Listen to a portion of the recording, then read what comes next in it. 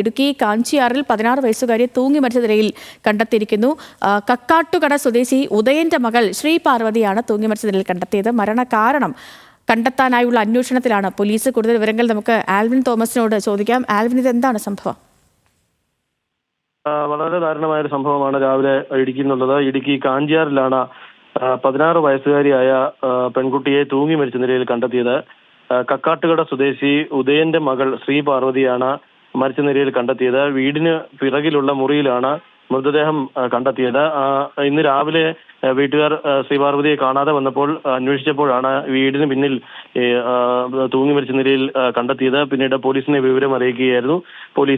Kattappana police സ്ഥലത്തെത്തി ഈ മരണം സംബന്ധിച്ചുള്ള അന്വേഷണം തുടരുകയാണ്.